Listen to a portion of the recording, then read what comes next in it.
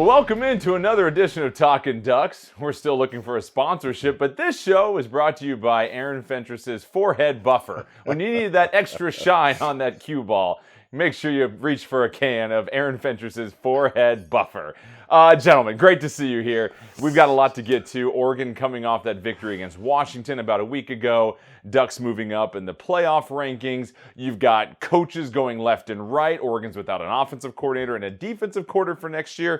But let's go ahead and start with really the most telling thing on the field, at least, was Oregon closing out their season with a victory up in Seattle over Washington, a game that Oregon potentially could have lost and it could have derailed their entire playoff hopes. But instead, they get the win. And Aaron, they really just punctuate their opportunity to now get in the playoff without a whole lot of drama and just await whether they're going to be the 4 or the 5 seed. More on that later. But just your thoughts on the way that Oregon closed out this regular season.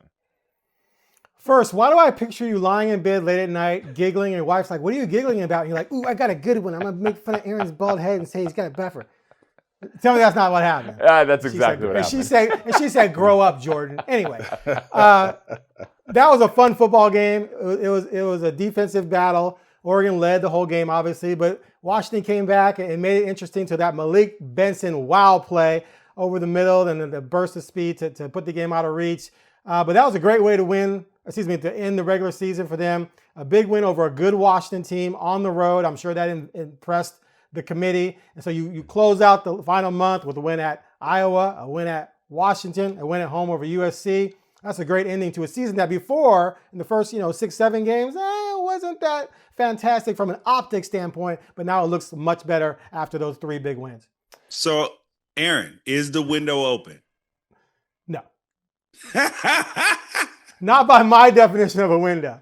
By your definition of a window. So who's the window open for then? We'll see after this weekend. We'll talk about it after. Oh my God! So he wants to wait till the end to be like, oh, the window was only open. I value the data. team who won it. So what Aaron, window are we talking about? We know who 10 of the 12 teams are going to be. Who's the window open for?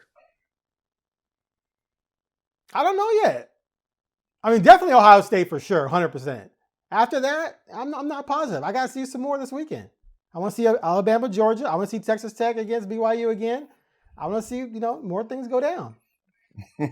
All right, you want me so bad to say Oregon's going to win it. No, that is not what I'm asking. I'm asking, is the window, what teams do you feel like have a chance out of the 9 or 10 teams that we are 100% sure are going to be in the tournament? How many of them do you feel like have a legitimate shot to win the tournament? Okay, if you want me to give you my top 4, I'm going to say Ohio State, Indiana, the winner of Georgia, Bama, and pretty much those 4. Those are my 4. That's 3 still. No, I said Ohio State, Indiana. You said Indiana, Ohio State, and the winner of Georgia, Alabama. Then I said both. Okay, so they're not giving any credence to a Texas Tech or anything like that. Well, we'll get to the playoff talk here in just a little bit. Texas Tech is more legit than every other team besides Ohio State, but that's all those. We'll get to the playoff here in just a moment, but Anthony, to wrap up this Washington game, because it's always nice to kind of relive a victory over them for a while, it felt like Oregon, as Aaron pointed out, got better as the season went on. And that is a really telling point about this team that I think, honestly, last year, Anthony, started off the season, somewhat shaky, hit their strong point in the middle of the year. I think this team has finished this season off on a very strong note, considering some of the youth and new position players they had, to where they are truly playing their best football heading into the playoff year. Well, yeah, I think the last 2 to 3 games, there were team victories. And when you say team victories, that's everyone involved, offense, defense, and special teams. They were special in every game. And that's what you need with the championship team. You have to have everybody jumping in, helping out, because there's going to be some times when you're going to face a good defense or run defense. There's be times you face a good offense. So you need your offense or your special teams or your defense to stand up. And watching Oregon, there's a lot of guys playing. There's a lot of guys hurt, a lot of guys stepping up. We're looking at the depth of Oregon. That's to win in Seattle, with a good Washington football team. that was a good victory. It really was. I mean, that's a good win. That's a real good win. And Aaron, you said it. Hey, it was nice seeing these guys perform against a good football team and take care of business with everyone. Talking about, again, offense, defense, and special teams. Yeah, I believe Oregon. Atticus Sappington, baby. Yeah. Yeah. Hey, so when I'm watching the games, here's a funny thing. So when I'm watching the games at the studio, I refuse to watch Atticus Sappington kick because I know that he, ever since the Iowa game, like I have not watched another kick except for I accidentally watched one this last game and he made it. So then I was like, oh my gosh, I almost blew it because it's only crazy if it doesn't work. And he has not missed since I've stopped watching kicks. Like I walk out of the room or something. Yeah, Oregon really keep could have doing used him from like 2009 to 2013, to be honest. Would have been nice to have him on the roster at that time. But either way, Oregon's essentially going to be a lock for the playoff. We're going to get to the playoff conversation here in just a little bit because that's going to monopolize this entire show. But also happening this week here, and Aaron, this is really unique. Oregon, deservedly so when you're playing this well, they lose Will Stein as their offensive coordinator. He's now the head coach at Kentucky. And then Tosh Lupoi will now take over Cal as their head coach. They will coach the rest of the season, so they will be coaching through the playoff. But for Oregon, you now have to reload at the two most important coordinator positions. How do you think this will impact Oregon, not only in the playoff, right, but then going into next season? Oh, I think Dan Lanning will make some good hires. I'm sure he has a great list, and I'm sure there's a lot of very qualified, very good coordinators out there clamoring to get to Oregon because it's a gateway to a head coaching job right now. They're cranking out head coaches. They're producing on both sides of the ball, a lot of talent, a lot of good play. Clearly, Stein and Dillingham producing great quarterbacks. So I don't think Dan Lanning is going to have a problem at all filling those positions with very highly qualified personnel. Plus, he's clearly shown to have a great eye for picking the right coordinators, and then of course doing whatever he's doing behind the scenes to help them, progress as coordinators and make sure things are going well. So I'm like literally not even remotely concerned about it. And you don't think there's any impact on these two coordinators going into the playoff as far as, attention being split? Not that they wouldn't be able to focus on this game, but you also realize you're going to be piloting a program and being a head coach. It's hard not to think about that as you're preparing for these playoff games. Well, they're going to have a lot of time to prepare for each round because there's such a huge gap because of how the playoffs are set up. That's one. Number two, they can follow the lead of their head coach who did the same thing with Georgia, right? Yeah. He continued coaching with them, won a national title while he was the head coach at Oregon. So it can be done. They have a great staff below the coordinators who are helping with a lot of things as well. So it's not like each coordinator has to watch every second of film, but they can still get their job done and they'll be fine. And plus, if you're them, this is you have a shot, like George says, to win it all. So you're going to take that opportunity to do so and put all your heart into it, regardless of what's going on at Cal or at Kentucky, because they're out of it. They only are going to play in bowl games, and that's not really your problem. And I want to get to this question here, George. I'm curious your take. What do you make about the college football calendar and that coaches can get poached and hired before the bowl game happens, before the playoff happens? Obviously, Lane Kiffin is the glaring example of this right now. What do you make of this? Because to me, it seems incredibly jacked up, and you don't see it in any other sport except for college football, of course. Oh, it's definitely an issue, but the biggest issue is the academic calendar lining up with the sports calendar, because you have to be a student to be an athlete. So, and school doesn't even start school starts immediately after January. So the portal opens January 2nd. School starts like 2 or 3 days later. So kids have to make quick decisions, get moved, all of this stuff. It is a tough situation for everybody involved. So I'm actually I get it, but with the coaches, that seems to present a bigger issue, right? Because coaches want to get ahead in recruiting because signing day was yesterday. Like the first day of signing day was yesterday. And they want to be in their new job to be able to not be a year behind to get fired. So, and you can't really change when signing day is because probably 80% of the kids now early enroll in January, and when my son signed 2 years ago, they didn't sign till like the 19th or the 20th. And then he had to be there January 2nd. And then some of these kids are going to practice during the bowl practice and stuff like that. It's just not a good situation about that part of the calendar. I believe college football needs to end, absolutely end, January 1st. And then you can back other things up and even back signing day up a week or two. And that'll be, and that'll help out with this whole, coaches leaving process. And I like that suggestion, but Anthony, there's always been something almost traditional about having a college football game the week of Thanksgiving, right? You go to family, you have that game on Friday sometimes. Most oftentimes it's on Saturday as well too. That still feels like it might constrain things because now you're still talking about 5 weeks between the end of the regular season, the national championship game. When is the right? How would you fix this situation? Or is this just the reality of being pigeonholed by the start of the academic calendar and kids having to be in school and really the reality of trying to complete a full football season during the fall term?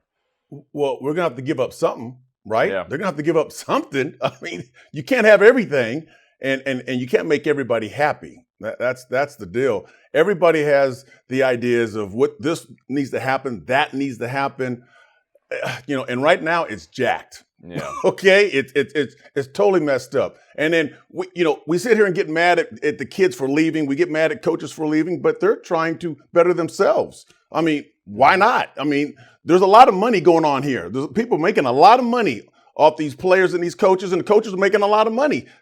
It's a tough. I don't know. I don't know what the answers are.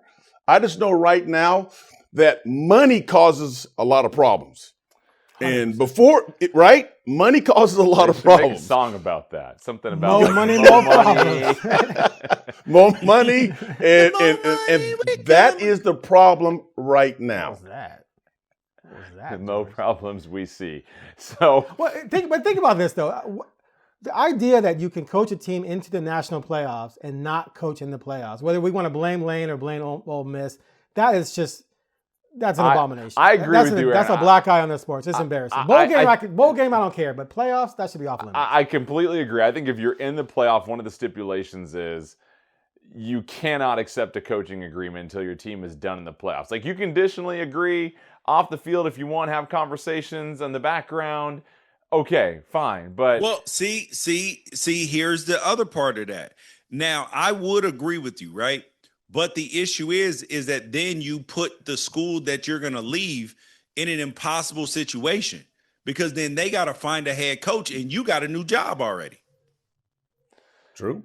But that school that you're leaving has been better off because of how you elevated them to that situation. Yeah, but you can't just ruin their next season and their recruiting class and transfer recruiting class. That's the key. But George, my question is how frequently, like, let's take Alex Golish, for example, at USF, right? Did a great job this year getting them on the cusp of getting to the playoff, but ultimately fell short. He gets scooped up by Auburn immediately.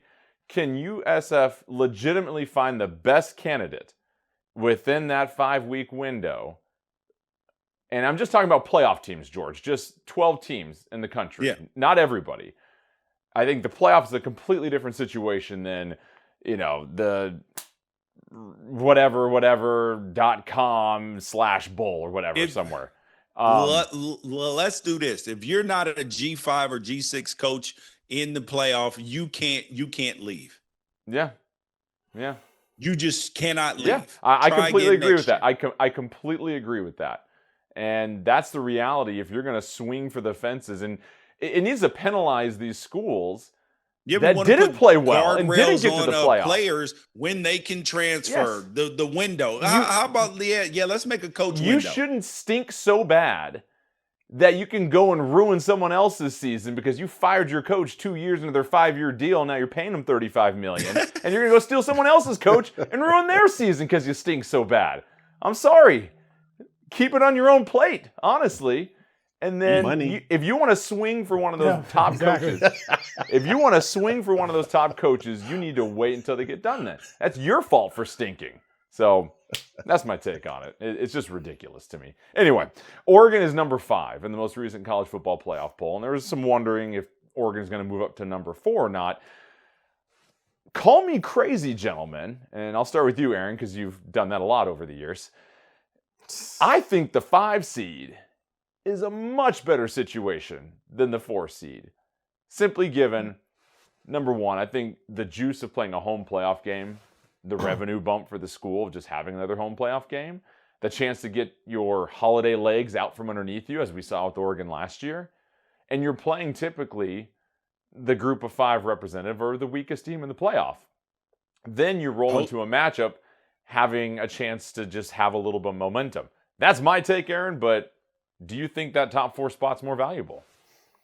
So George and I had this conversation at length during the Ducks Confidential podcast, which you can also follow on YouTube. And we actually agreed that it's, probably best to have that tune-up game, a game that you're going to be favored by 18 to 25 in, depending on the opponent. And you play that game in between the end of the season, which was last week. Last year it was this upcoming week, the conference championship weekend. This year it's week before that. So you have an extra week to sit around and do nothing. So having that game against whether it's Tulane or Virginia, does that seem to be what it might be? Or Duke. That you're probably, George says they can't play Duke. Here's the thing that we talked about, though. Wait, hold on. Being a 5 seed. Let me finish, Okay, George. Jeez. I'm going to call your wife and ask if you do this to her, too, because it's just ridiculous. We need to have like a intervention or something. It's only you, Aaron. So, I only do it to you. So that could be better than waiting as long as you might wait to then play a much better team in the first round. Plus, like you said, you get that home field advantage in the first game. So that's a big exciting moment, et cetera, et cetera. So George and I agree for the most part. Now you can go, George. So, Aaron, well, I can go anytime I want to go. But let's hope we can say that when we're 90. Go ahead. Yeah. But here's the part that Aaron kind of left out, and that is getting confused, is that yes, when it comes to the 5 seed, the issue is that what happens if Duke wins? Because if Duke wins and they put Duke in front of James Madison, then you could end up playing a Power 4 team in Duke instead of playing a Group of 5 team. And here's the thing. I have resigned, whether it comes to the bye, whether it is getting a bye or whether it is the 5 seed, 6 seed. I do not care anymore. I'm giving up. I'm releasing, trying to make the easiest path for Oregon. All I want in front of Oregon are teams that they can beat. That's it. I don't care if that means playing 3 games. We got to play in the first round at home. If it is getting the bye, getting 32 days, just whoever lines up is a team that we match up well with and can beat. Because that's all you can pray for in this tournament, is that you get matchups that favor you. But on an aside, if I could fix the playoff in one way, I would make it that the teams that get a bye, because those teams lost last year and they started slow. They started slow in the first half, which is not good because the other teams had warm-up games. I would make it that way. If you get a bye, your advantage, because it's a disadvantage to have 32 days off or 25, 26 days off, I would make it so that those are the home games. That would be a big advantage. I like that a lot, actually. Yeah, but here's the deal. Let's talk as we're all football players, right? Yep. And we played the game. I know, Aaron, you punted, but we're all out there ball. No, I know you're a receiver. I know. But understand this. This is what I'm looking for if I'm a player. Okay, I don't care who we play, because we got to go through everyone. You got to get through Ohio State, whoever. Okay, it doesn't matter. Okay, but I do want a home game if I'm a Duck player. Okay, I want to play one more time in front of our crowd. Okay, that's exciting. Being at the house, family coming to the house watching a playoff game. Second, I don't want a lot of time off. I want to play. If you got all this time off, you're sitting around and going through practice, and I know the coaches are having a hard time trying to figure out what's the best way to practice and how do we do all this stuff. As a player, you're doing the same thing. Like, should I go hard today? Should I go, no, let's play ball. Let's finish the season, okay, and get a ring, get the heck out of here.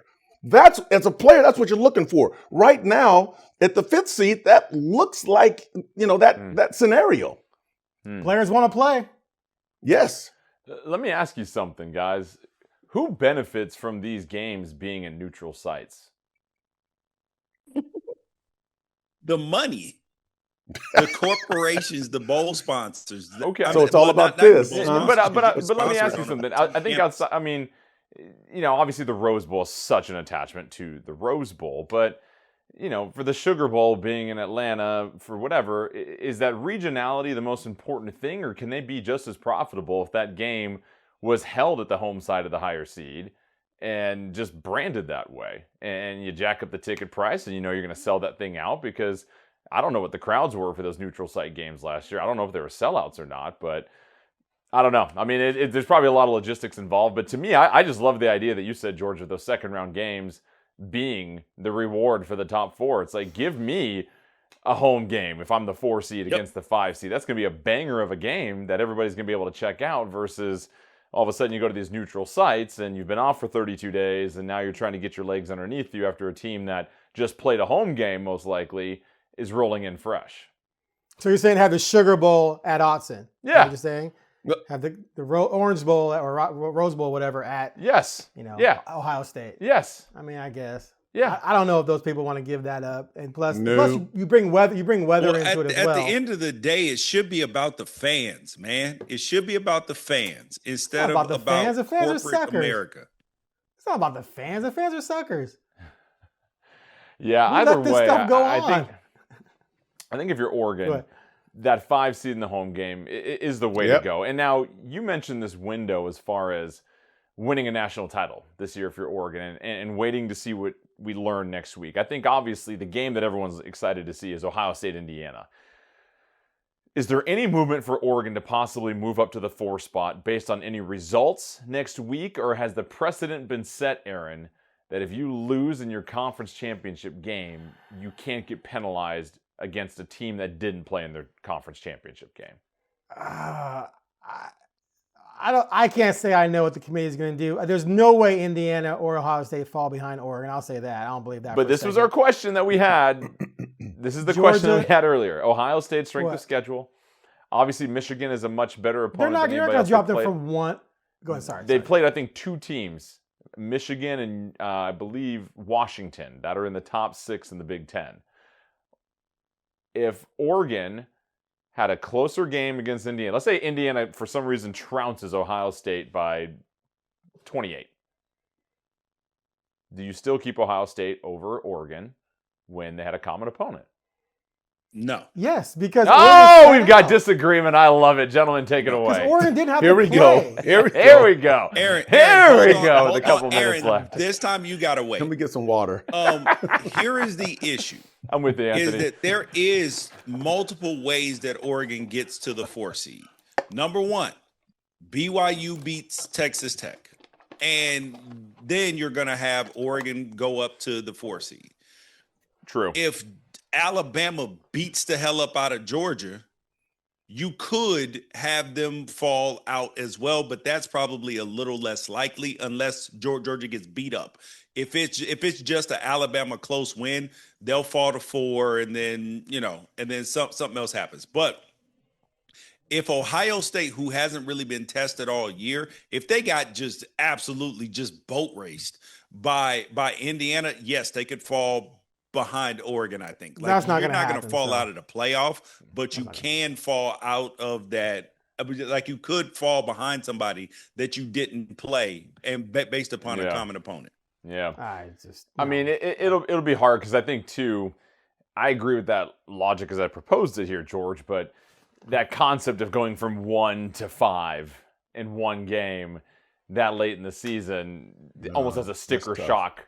Yeah, I would say it's not likely, but it just depends on how the game. I'm with you though. You cannot penalize a team for making the championship and losing, and put them behind a team that didn't even make the championship. Aaron, you can do whatever you want to do when you're the committee. I'm saying they can't do it. I will say this, Aaron. So far, the committee, with 2 teams that are close to each other, has put a team that lost head-to-head to a team behind it in the playoff in Notre Dame over Because Miami. Miami is overrated, and they got no business in the playoff. That's it. I'm done. Aaron, do you agree with that, Mr. Miami fan? If the Hurricane himself. I've said all year, they pass each other like two chips in the night on the rankings, and then Miami's been climbing back up. It just was what it was. But if they get close, if they're one away, like if BYU loses and falls back, and Miami moves up and they're 10-11, you got to go with Miami. That's where you go with the head-to-head. But if they're 4 or 5 spots apart and you can justify that, then you leave it as is. But if they're close, you got to go with Miami, no doubt. Okay. I'm going to leave it with this last question real quick, and I'm going to start with Anthony. We've talked about all this shifting, but I think it's fair to say Oregon most likely will be the 5 seed when it's all said and done. The odds are saying. Do you like Texas Tech as the number 4 seed to play at a neutral site?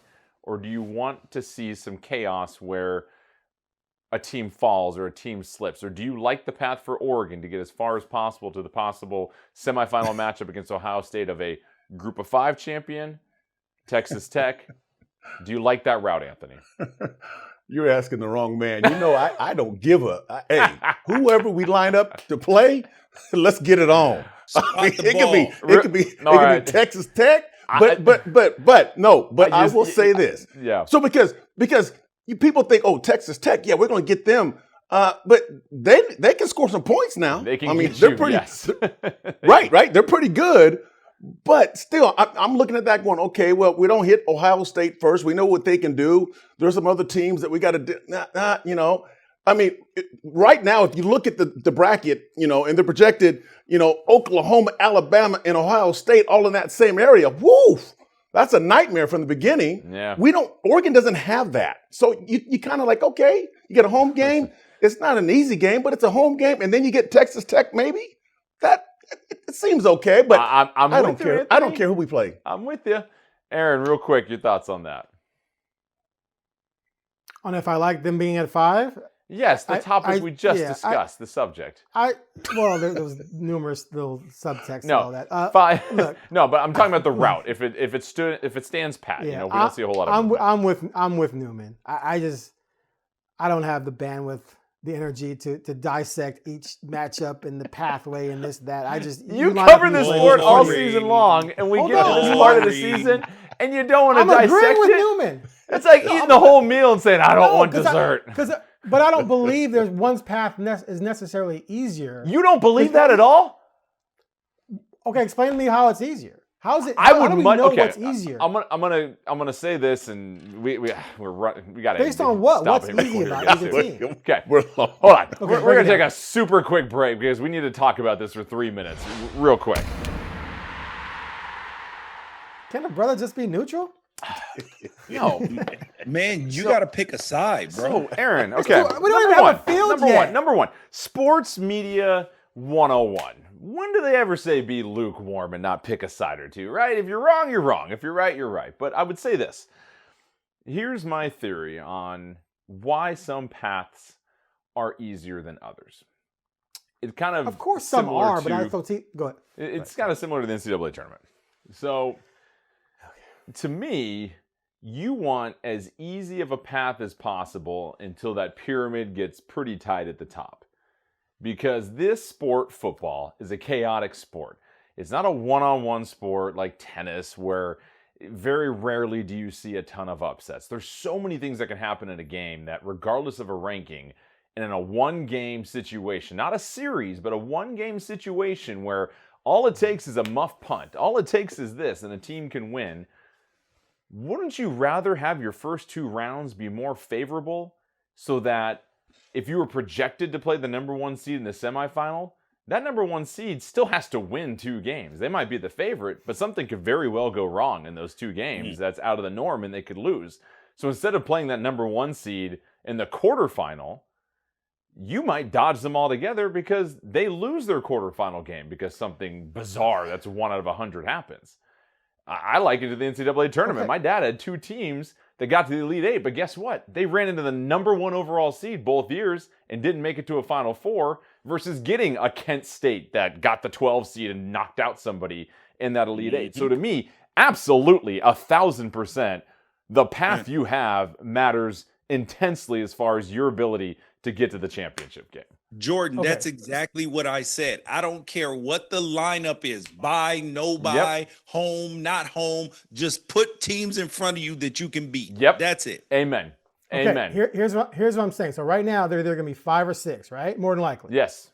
So that means they win their game. They're either going to play Texas Tech or Georgia if everything stays the same, right? Correct. Okay, what I'm saying is that I don't think we know necessarily which one is the better matchup. I would agree with that too. So that's all I'm saying. And Okay. so they're not going to play Ohio State in the quarters. They could conceivably play them in the semis if they're Right. 6, right? Right. Right. But to me, okay, so that would be the semifinals. So yeah, would you ideally maybe like to play whom instead? Oh, Indiana, who beat you by 10? Like, I don't know, Yeah. is that necessarily better? So that's all I'm saying. Like, I don't think we know for sure, looking at the structure of this, which is the better path. Because you're going to have to deal with 3 of those. I mean, if I had 5, 6 teams anything to anyway. lean towards in that again, Aaron, just for the sake of having to choose something, and very well, I could be wrong with this, I would lean again towards playing at Texas Tech, because you don't have a head coach and a staff that has lived in the playoffs this deep and has won national championships. You just don't know how some Because people Oregon does? respond when they get on the stage in that moment that big. We know George has because- been there, and that staff, and Kirby Okay. Smart, and some of those players over the last couple of years. Texas Tech hasn't, so you don't know what they're going to be like if they have a 35-day bye and then all of a sudden they have to get rolling. So to me, That's fine. and this takes nothing away from Texas Tech. This is an incredible football team they have this year. I would much rather have them than Georgia, this is just part of their norm, is getting to this point in the postseason. Okay. I True, hear that, true. but what my eyeballs tell me about them 2 teams is if they were playing, I would take Texas Tech. George has been jockeying Texas Tech since week like 3. Hey, listen, again, I respect the heck out of them. They are They are legit. real good. Yes. So either way, Woo, it'll be we really beat that one to interesting. death. Yeah, it'll be really interesting to see what happens, because I feel like, I don't know if you guys felt this way, and we'll close it out. There just weren't as many top-tier matchups towards the end of the season in college football. The way that some of these conferences are so inflated now, we're finally getting that. We're getting an Indiana versus Ohio State, a Georgia versus Alabama once again, where we can truly see how good these teams are. But either way, Oregon's in. They have to chill, and they're going to most likely get a home playoff game, which should be a lot of fun, and we'll certainly break that one down. So, gentlemen, always a pleasure. And Aaron, George, Anthony, let's do it again next week.